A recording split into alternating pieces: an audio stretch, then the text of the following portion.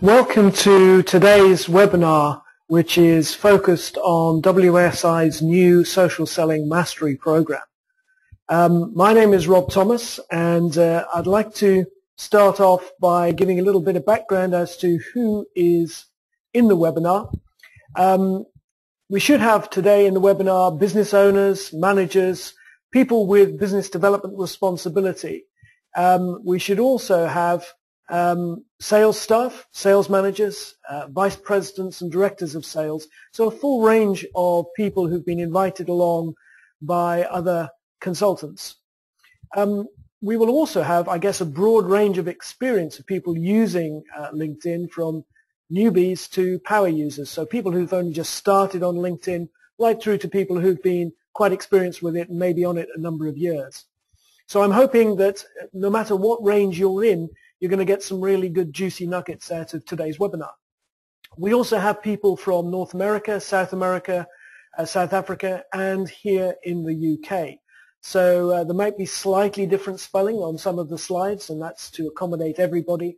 And if I mention different currencies like dollars and pounds, if it's not your local currency, don't worry. The principles of what we're talking about work in every country that social selling is starting to build in. Now then, how will you have got there? I guess you will have got to this webinar by having spoken to somebody about social selling and the mastery program that we're running. And they've probably told you that we have a 12-week instructor-led master program that you may well be interested in. And we'll come back to that towards the end of the webinar. Some of you may have just heard about the webinar and registered and not know anything about the mastery program. So it does make sense that I cover that, but hopefully you've come with an open mind as to finding out what social selling is and how it might help you in your business.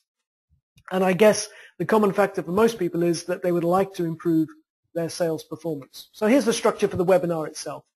I'm going to briefly outline what the Social Selling Mastery Program is, what it contains, how we deliver it, and then I'm going to give you a taster, 3 very detailed tips that you can use straight away in your business.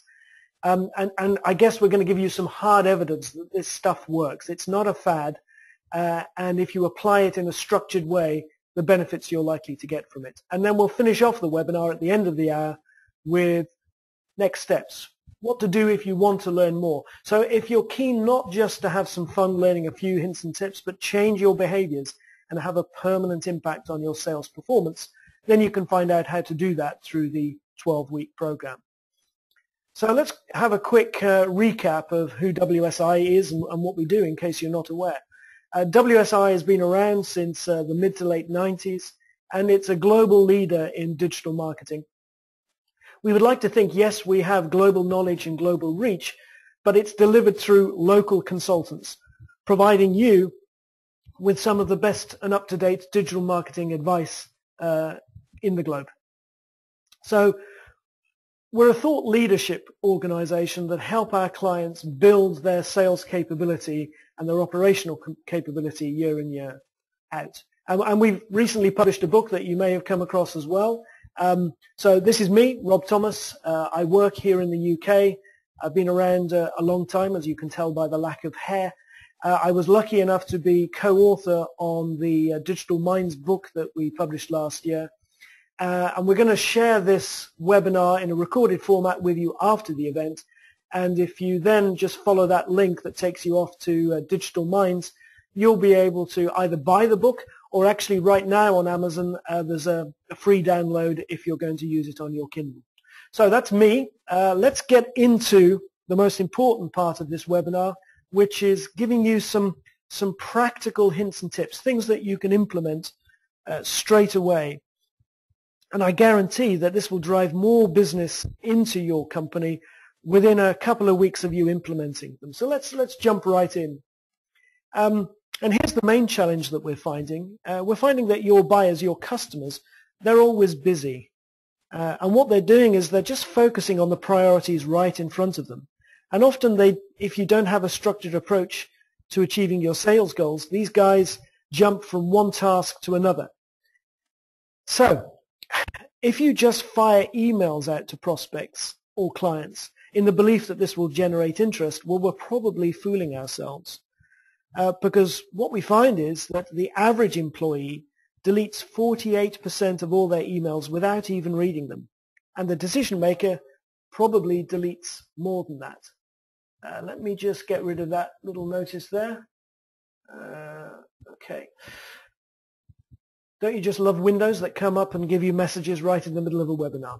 Okay, so to recap, if you're just trying to blast out emails to prospects, well, 40% of them are probably deleted, if not more.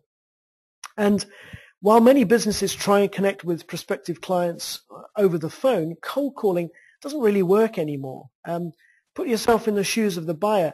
They're not listening to random calls that aren't necessarily on their priorities at the moment that they come in. That's not to say you shouldn't be talking to your prospects on the phone, but there has to be a better way to create at least a warm call, or even better still, incoming inquiries. After all, those are the best type of telephone conversations, right? Here's the core challenge, and you may have read the book, The Challenger Sale. The Challenger Sale did a study from the CEB, and they found that 60% of the buying journey is done without you or without me. In other words, they are doing research online themselves, and at least 57%, nearly 60% of that journey is done without talking to a salesperson or anyone with a sales responsibility. The big problem is that the average salesperson, and as we go through this, we're going to find out that we've trained thousands of salespeople over the last couple of years, or people at least with business development responsibility, sometimes the business owner. Here's the core thing that we find each time we talk to them. We find that, I guess, in a week, if you're not careful, all those prospects you've spoken to who say they're going to come back to you and give you an answer, well, they just don't, because they're so busy doing other things. And even though they may have promised they'll get back to you in a week or two, 4 or 6 weeks down the road, you're still calling them, you're still sending them emails, asking them the question, come on guys, are you ready to move forward? You have to ask yourself, in that situation, are you a pest or are you an influencer? And we call this period between perhaps giving a proposal or having that conversation with a prospect where they've said they'll get back to you, we call this period the dead zone. So how do we overcome that dead zone? Because during that period, don't forget, your customers and your prospects have access to the same technology that you do. They're constantly researching and consuming content online, just like you. They're going to use their smartphone, their PC, their laptop, their tablet, and they're using tools like LinkedIn, Google, and elsewhere. So between when you first spoke and when you're hoping that you're going to get an answer, they're probably doing a lot of research online, and a lot of that research is going to be with your competitors. And whether you like it or not, the buyers are choosing the most convenient suppliers, the ones that are filling their dead zone. Your buyers are doing their due diligence, as we call it, online with or without you. They're listening to blogs, ebooks, webinars of your competitors. They're checking out the content to arm themselves with enough information to make the right decision. If they're the business owner, that's very important. If they're somebody lower down an organization, let's say the sales director, you know, their butt is on the line if they get this decision wrong. And that's why they're doing so much due diligence. Forrester Research backs this up. 65% of deals are awarded to the person or the team that are first to add value. So it's not necessarily the first ones that contact them, although that does have a big impact on share of voice. More importantly, it's the ones that are seen to add value. And that's why one of the tips we're going to show you right up front is how to monitor job change alerts. Why? Because when somebody is new to a role, often they have less than 90 days to prove themselves.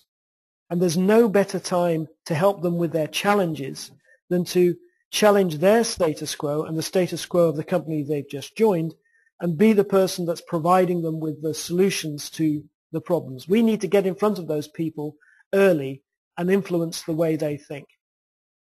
Now, when you do connect, they're going to look at your profile. They're going to look at your profile on LinkedIn. And if your profile looks like either of these two guys, then I think we've got some issues. Here are the two most common profiles that I see typically. The first one is what we might call the quota crusher, a person that's 130% of plan. Maybe he's made president's or top salesperson's club, if there is such a thing, in the last 3 years. Their profile says that they look after a particular geography or territory, and they're the greatest salesperson of all time. They've almost writing their profile as if it's their CV to get their next job. But I want you to put yourself in the shoes of the decision maker, of the potential buyer.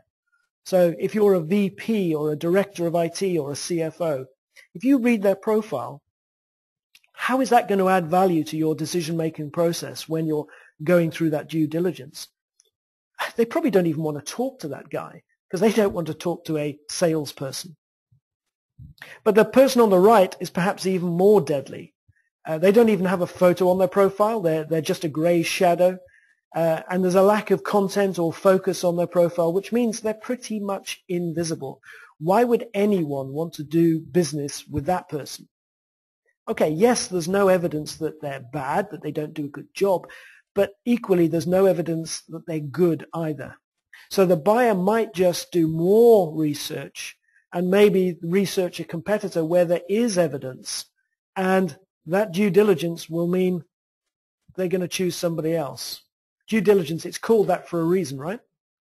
So let's get into the meat of this. What are the 3 tips to running with social selling that I'm going to explore with you now? And then at the end, we're going to talk about what the next steps are and where you might go from there. So, first tip, master job change alerts. Here's tip number 1. We already talked about it. The easiest way to get in the door is through job change alerts. And this is what I want you to overcome, the problem of just having one connection. I'll give you an example. We built the worldwide curriculum for Oracle. It's one of the best case studies of social selling on the planet. However, for a long time, we only really had one contact within that organization. We call that single-threaded. It means you only have one relationship inside the company. But the average employee changes jobs 11 times during their career now. And right now, it's on average every 3 years that they move. Think about some of your named accounts. Think about some of your existing clients or your prospects. Think about what the risk is if you are only connected to one person in that organization and they leave. When you connect to a prospect, it's best to start at the top if you can, but then by connecting with his or her peers and those people inside the organization that might influence their decisions, that's called socially surrounding your decision makers by going both broad and deep. So if you only have one person in your network, I want you to learn how to build that internal network to turn what could be a threat into a more likely opportunity. So what we're going to have a look at is this, how you can target those people using saved searches. And LinkedIn gives you 3 saved searches for free. So we're going to have a look at advocate marketing. That's listening to your customers who are leaving and going to new companies, which is both a threat and an opportunity.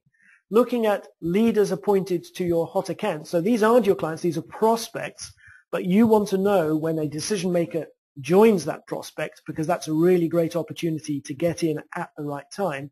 And then we're going to have a look at ways you can save searches that are being opportunistic, either in relation to your territory or in relation to the type of decision maker you want to do business with. So let's look at the first of those, advocate marketing. We're going to start having a look at what a typical salesperson does. First of all, you will know that it costs 6 times less to sell to an existing client than it does to sell to a new prospect. So why don't we take our existing client base and find out if anybody is going to leave that existing client base. So we need to put up a search that alerts us to that fact. So here's what we're going to do in real time. I'm just going to escape out of the page, open up LinkedIn. Bear with me a second while the internet catches up. And as soon as I get into LinkedIn, it takes me to the home page. We're going to move over here to the advanced search, which is just to the right of that search logo. So we're going to click on advanced search. And I'm going to have a look at 2 or 3 of my clients. So if I click on people, so I'm now looking at a people search, what I'm going to do here is in the company, I'm going to look for people who are with Lloyd's or TSB, or let's put Oracle in there as well. Okay, but here's the thing. I'm going to select past, not current. So that means they used to work for these companies, but they don't right now. Okay? And I'm going to scroll down and click search. And that will come up with a number. So that's 2,000 people who are in my first and second degree connections, or indeed in groups that I'm in, who used to work for those companies but no longer do. But to be honest, that's too broad. I want to refine that down to the job role of the decision maker I want to do business with. So I'm going to say here, okay, managers, they're good influencers, or directors, or another title that's used often is VP or Vice President. I'm going to put brackets around that because I want to refine it still further. So beyond that, I want to have a look at if they are managers, directors, or VPs, but covering information technology or information services. So that's refining the search down still further. So if I scroll down, service, helps if I spell rightly, hang on a second, serve, so there we go. So if I click search now, that'll refine that down to a smaller number, 1,677. Okay, so that's a snapshot right now of people who used to work for those companies, who are manager, director, or VP, and looking after technology, services, or information technology. Okay, what I want to do now is save that search. So I pressed on save. Now I'm up to my maximum number of searches, so I'm just going to get rid of a couple of these. So I've got space, because you have 3 searches for free. Okay, so I'm going to close that, and I'm then going to press save search again. So now I can call this something. So I'm going to have people leaving my clients. Let's call it that. I'm going to check the box and save that. But you'll notice there that I've set an alert for weekly. So what will happen is once a week I will get an email into my inbox that tells me in the last 7 days who in those job roles have just left those companies. Now that's both a great opportunity because I will make contact with them in the companies they're going to, because clearly they've got 90 days to prove themselves there. But I also need to touch base with that group of influencers and peers that I have gone broad and deep back in those companies to make sure that we don't lose the relationship and make sure that we can help the new leader who's taking over come up to speed quickly. Now, appointed leaders is one of the second ones we talked about, and there it's the same search, but instead of saying past not current, we change that to current. So everything else stays the same. If I put saved search and then I put new appointed leaders to Lloyd's, TSB, or Oracle. And if I save that, then what happens each week, I will get an alert that tells me when somebody new in those positions have joined that company.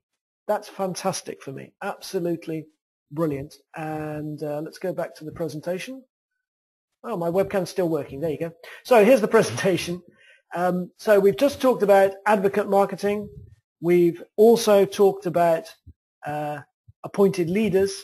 And the last one here is about being opportunistic. Now, the same searches, instead of using titles, we can use locations and titles. So forget about the companies they're in. If I'm just looking to connect with new organizations who have appointed a new sales director, for example, I would simply put title, sales director, location within a 25-mile radius of where I live or something like that, save that, and likewise I would get a weekly update of anyone new as a decision maker in those organizations. So that's absolutely fantastic, and this is what it looks like in terms of a weekly update on new job alerts.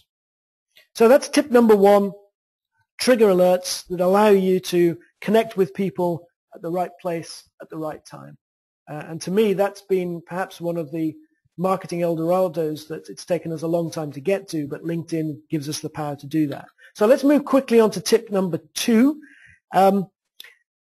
We talked about the easiest way to get in is through the job change alert. Well, I'm going to show you another tip here where you can then start to communicate with people for free without necessarily connecting with them, because there's a lot of connecting that goes on that's random. And you don't really need to connect to people to communicate with them. So the average LinkedIn user, here's what they do. They would blindly connect, praying that that person would add them back so that they would have the ability to message them. Or if you're a premium user, you might use InMail, but not anymore. Here's what you do. So let's go off here. Let's take this guy, Brendan Cassidy. Okay, so let's go back over here. And let's search for this guy. Go into people search.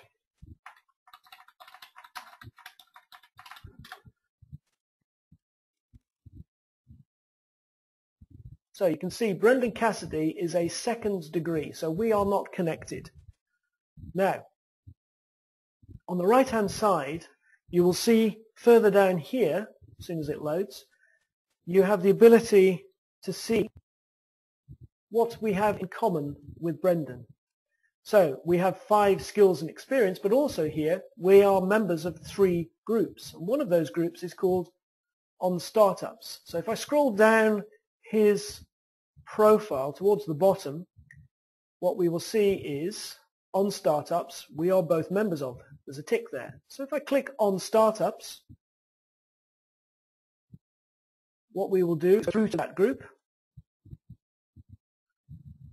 There's another one of those lovely things where you get reminders on your screen in the middle of a webinar. So if I then click on Members, I'm in the On Startups group. I click on Members. I will then search for Brendan Cassidy, because we know he is a member in there. So Brendan Cassidy.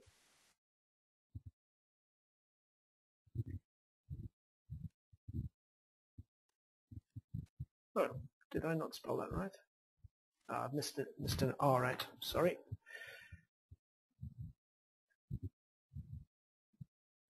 A second now. Hopefully this will work. There. Thank goodness for that. So there's Brendan Cassidy. He's a second degree connection.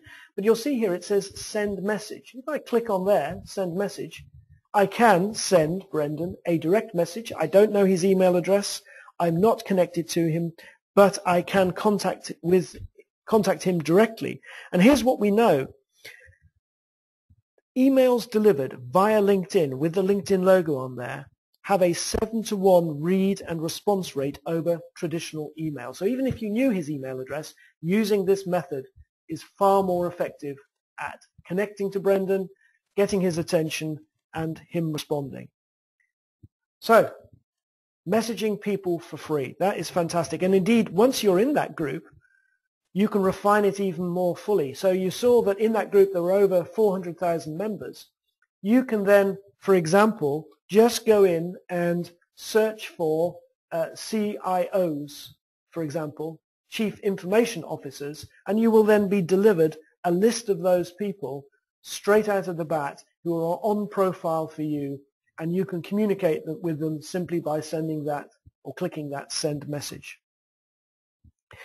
Furthermore, when you're in there, you can start to filter by a whole range of ways. Now, for instance, when we went back into advanced search, one of the things that you can filter by is groups. So check that out, and you don't have to be a premium service to do that either. So it gives you the ability to build 100% on-message prospect list.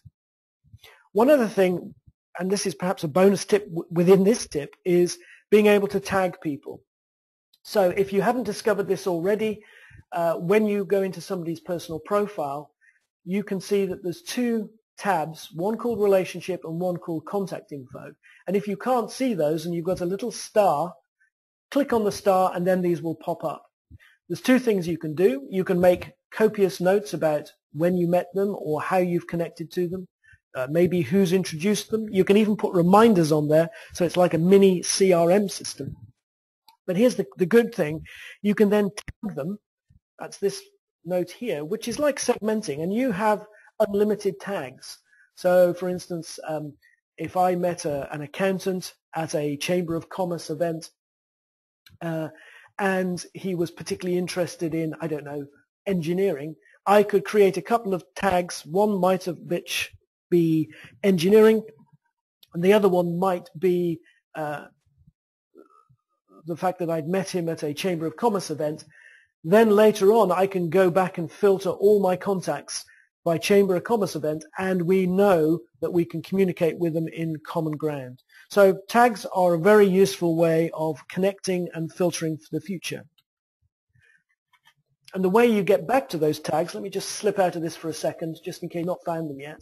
So if I go back to my contacts here, once you have automatically tagged a number of people, you'll see here it says filter by, and one of the drop downs when you come to filter by is tags. And if you hover over tags, then you get a whole range of these, and these are all the ones that you will have created yourself. So for instance, there's a whole bunch of people I met there at a rugby business networking event in Bristol. If I click on that tag, it automatically brings up that list after a second or two. There we go. So all these people here I recently met at the Rugby Business Network in Bristol. So they are going to have common ideas, and we have something in common to talk about. So that's tip number 2. Tip number 3, moving on swiftly, because we're half an hour in, so I need to move on. We have social leveraging. So this is the sphere of influence. How do we leverage that? If there's one section that you're going to want to rinse and repeat and learn in depth, it's this one. The reason I say that is, of the thousands of salespeople we've trained, 50% of every net new meeting ever booked has come from this particular module, because it's a very simple concept and yet frequently neglected. We'll talk about how our curriculum has developed later through crowdsourcing via all the social selling trainers experience, but let's take a look at this simple concept right now. Okay, this is an existing client of ours, Vision Critical. If I were to tell you that we've done X, Y, and Z social selling with Vision Critical, and here are the results, then bluntly, if you've never heard of Vision Critical, that won't necessarily chime with you. It won't necessarily persuade you. So the only people that really care about Vision Critical's story are their current employees, their past employees, competitors perhaps, people that sell into the same market, their vendors, partners, and clients. So if I'm selling this story to anybody else, they just don't care. But if I'm selling it to those group of people who are, if you like, socially surrounding Vision Critical, then they are really going to be influenced because they're part of the same sphere. Now, there used to be an Insights button up here, as you can see, but that recently disappeared, ironically. However, don't worry about it. There is another way of getting to this vital information. If you look down on the right-hand side on a company page within, for instance, Vision Critical, you will see this section that says People Also Viewed. And under Vision Critical, there's companies like Brain Juicer, Balls and Partners, Harris Interactive, Ipsos, all of these. So, what do I want you to do? I want to jump into the Brain Juicer site, and I want to dive into their employees, and I want to be able to tell those employees of the success story within Vision Critical. So people like John, the CEO, or Susan, the Chief Marketing Officer. These are people that would absolutely care about that story. And guess what? When you're done looking at that company, there's any number of companies like Flamingo who have dealt with not just Brain Juicer, but Vision Critical, and they're part of that overall sphere of influence. What you're trying to do is build a circle of companies that would actually care about your client's success story. So let's talk about what that means in real life. Talking about that Vision Critical story, and if you start road mapping this out to other market research companies, because that's what Vision Critical do, there's a company out of Los Angeles called USAMP, and there's a company out of Toronto called HotSpecs. And this is just a real-life case study that makes sense. This was a real LinkedIn message that we sent about 14 months ago, sending it to the VP of Sales, talking to him about this. He was just about to have a sales kickoff for 2013. So we shared with him the results of what happened with Vision Critical's 17 inside sales reps and the fact that they all hit 100% of plan just using social selling. And we included a hyperlink after that story. Well, this is the response we got from him. And his response started off with, "You had me at Vision Critical." Because I'm telling the story to somebody that wins and loses deals every day to Vision Critical. So this was a competitor of Vision Critical, but he really cared about what they were doing for obvious reasons. Going forward with that, what we did is we took that story and we turned it into a blog post, and we shopped that blog, that article. We sent it to decision makers via LinkedIn that would care about the story, which is Kevin here at USAMP, the VP of Inside Sales. He booked a meeting with us using TimeTrade, and in fact, they are one of our corporate references now. So the concept here is that the corporate page of your clients really is a source of some fantastic and valuable insight, and that's just one of them. Of course, the decision makers at one of their competitors would be very interested to know what the sales department is doing. Same goes for the IT and operations teams or finance. So that Exo story won us Tata, one of the largest companies, communications companies in India. And it got us level 3 Comcast, who is a massive communications company in Canada. So that's all from just one organizational story. Now remember, we just learned to do an advanced search. So here it is again. I'm going to reiterate the point here because it's so powerful.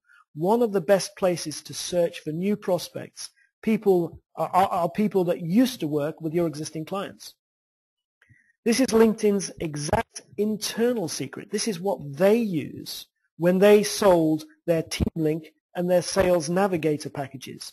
They used this very technique.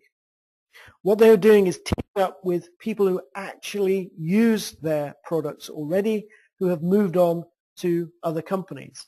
As we said earlier on, it's 6 times easier to sell into an existing client or an existing customer than it is gain a new one. So here's the tip. Here's a tip that's related to this. Decision makers work damn hard, and that's probably you, and that's probably me. So sometimes sending messages out Monday to Friday, 9 to 5, is not the best time. You can send out messages, LinkedIn updates on a Sunday night, and you will get a far better response than Monday to Friday. So don't take my word for it. Try it and see what happens. Okay, we've got a little bit of time, so what I'm going to do is I'm going to throw in a bonus tip here that's really about sharing content throughout the buying journey, because we talked earlier on about getting over that dead zone, and this is really one of the best ways of doing it. You need to start about thinking yourself as a brand. You are the brand. People buy from people they like, and people like people just like themselves, but they also like people that they know, like, and trust. So what you need to do is think about sharing content. Now, how do you go about doing that? Yes, you can write your own content, and we would certainly recommend having regular blog posts yourselves that speak to your prospects and speak to your clients. But actually, sharing other people's content has equal value. And in between your own blog posts, then this is the way you do it. You find something that is spot on, that is of interest to your prospect, to your client, and in the 12-week program, we'll show you some tools that you can do this in less than 5 or 10 minutes a day. This is not a many hours activity. And once you find that, mostly these days there are these simple share buttons. And if you click on the share on LinkedIn button, this is what you get. You have the ability to do a number of ways of sharing that content very quickly, straight from within LinkedIn. One is you can post an update that's shared directly with your first degree connections. Secondly, you can post it to groups, and you can join up to 50 groups. So think about that as being a tactical tool to get out to a wider audience. Use that selectively, because you don't want to be seen as a spammer by LinkedIn or anyone else. But if it's valuable insight targeted to individual groups, then it's going to have some massive value.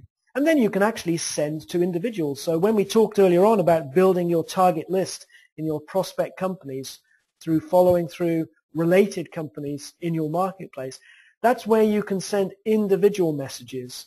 So you can share the article, but you can actually tell them specifically why you thought that might be of interest to them. So see what you're doing here? You're not sending them an email saying, come on guys, tell us whether you're going to buy or not, but you're sharing interesting, useful, relevant content that reinforces that you are the subject matter expert. It reinforces your authority and keeps you in front of them, yes, but you're not a pest. You're somebody bringing valuable information. So that's how you get over the dead zone.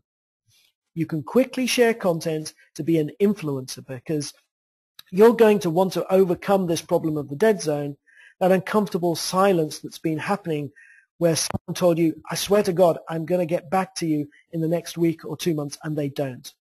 And we've got tons of stories that old school reps are still doing that stuff. They are still chasing people down, being the pest, whereas a successful social seller is going to help the buyer take those last few yards by sharing regular, relevant, quality content. So successful stories, things like 5 things to think about when you're going into implementation.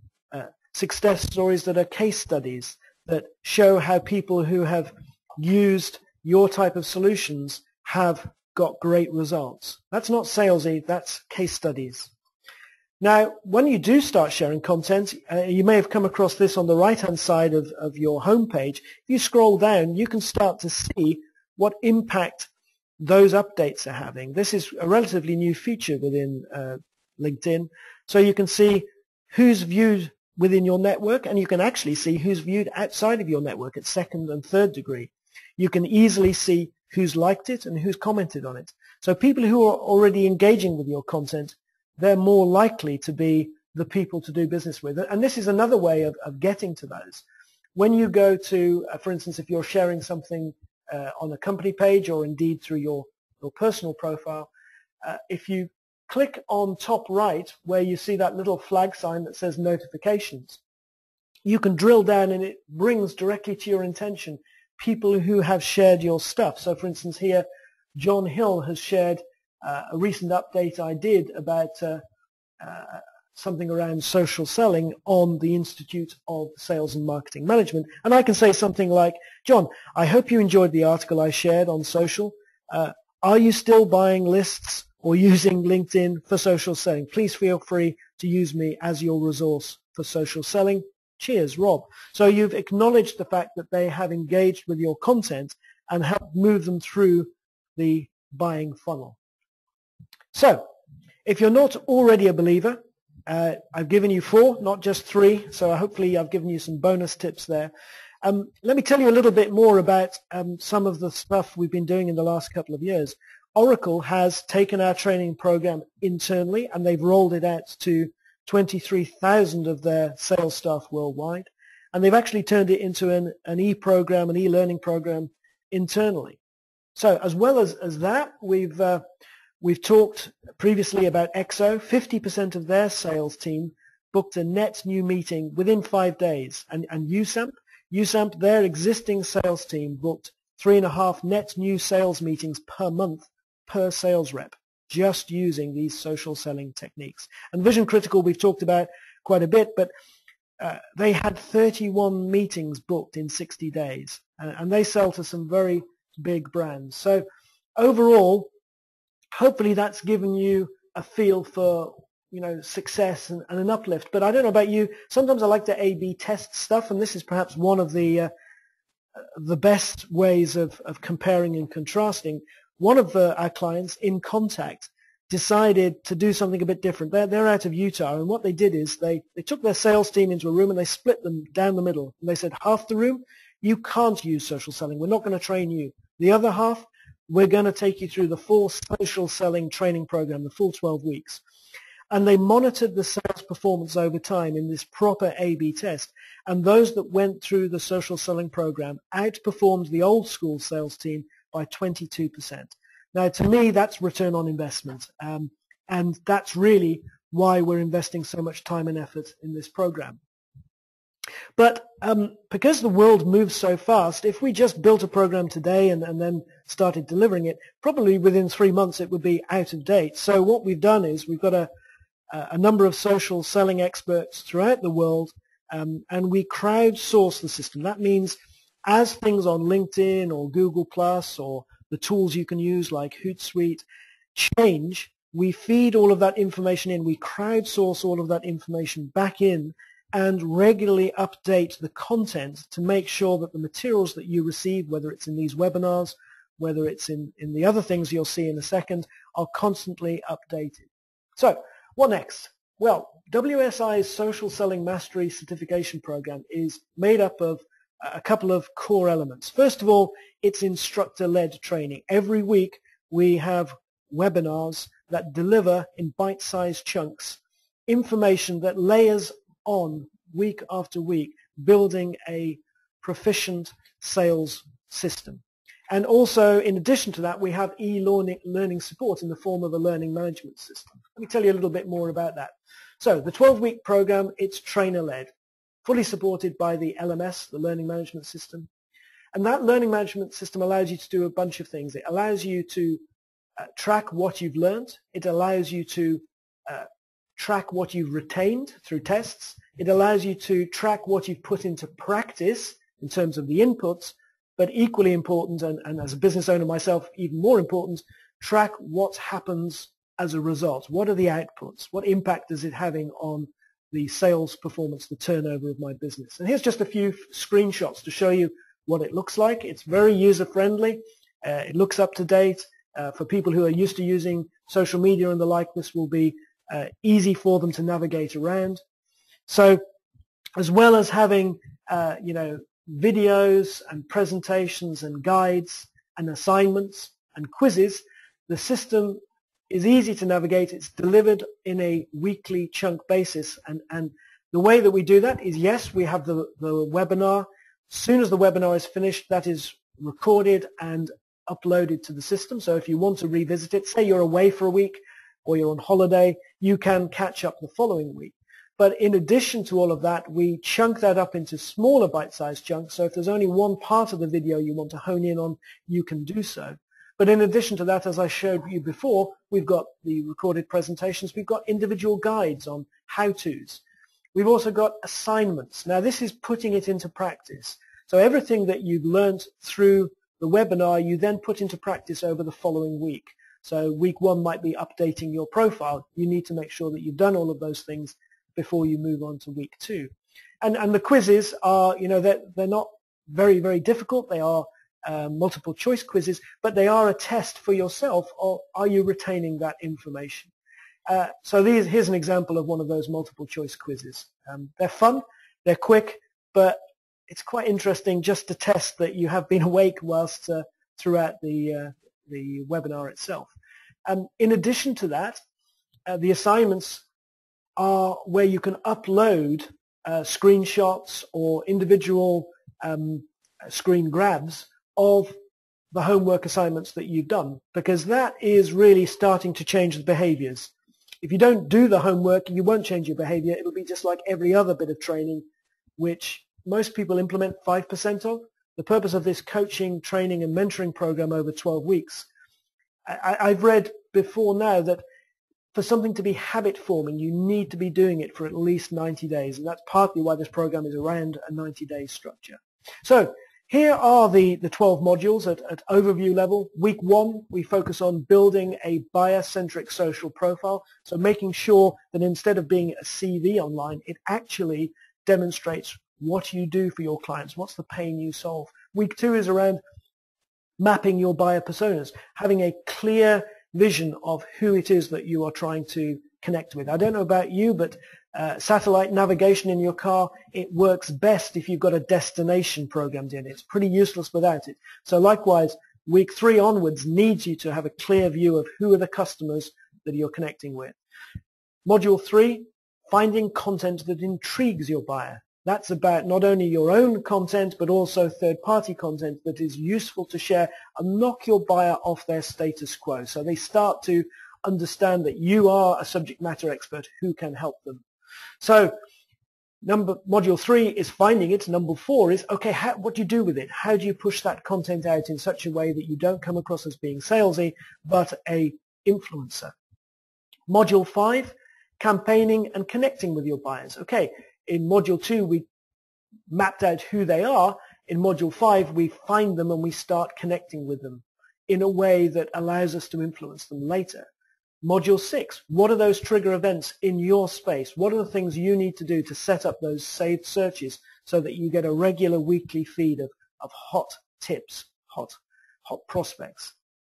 Module 7 allows us to focus on the sphere of influence. So now you've started to connect with the right people, the right decision makers and the influencers. How do you, through them, extend your sphere of influence? Module 8, social selling routines, 30 to 60 minutes a day. You started to layer week 1 to 7, but by week 8, you need to start to work out daily routines that are repeatable, that start to bring real results. And then week 9 and week 10 are about using tools that will speed up that process, because it's only through weeks 1 to 8 that you work out exactly what you want to do when you want to do it. So then if you apply tools like Hootsuite, it allows you to work out how you can do those things much more quickly. So instead of spending 2 or 3 hours a day on this stuff, you can get it down to 30 to 60 minutes.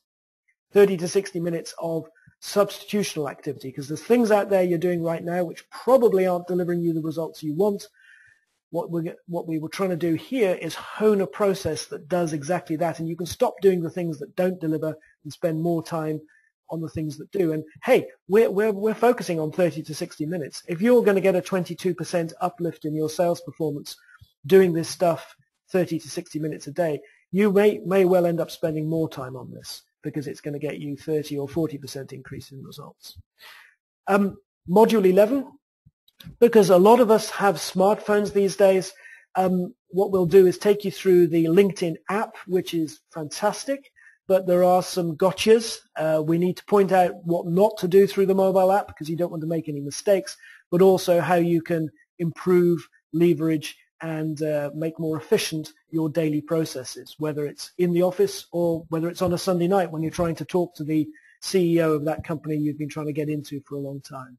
And then week 12 focuses on competitive and competitor intelligence. How do you use these tools, not just for saved searches, but beyond that, to start to, if you like, instead of driving on dipped headlights, where you're only looking at what's in front of you. You might be driving at 100 miles an hour with your lights on dip and doing very well because you're focused on the next 3 months, but what's coming up very quickly is a brick wall in the darkness. What we teach you to do through Module 12 is to drive on main beam, so you can actually see that brick wall coming and avoid it and hopefully get even quicker through the next bend. So that's what the modules are about, and that's how it builds.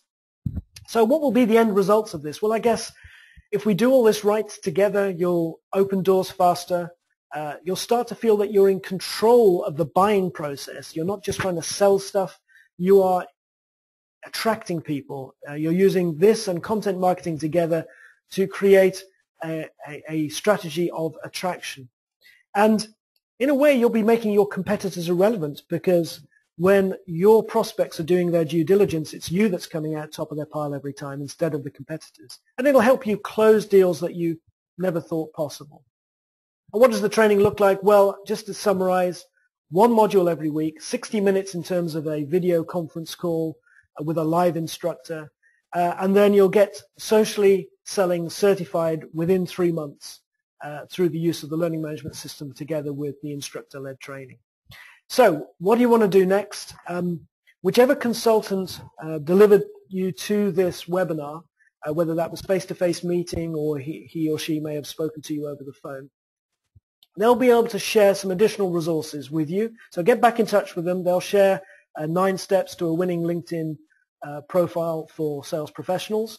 They'll give you a link to this recorded webinar, but also you'll want to talk to them about whether you'd like to find out more for or even sign up for the Social Selling Mastery Certification Program.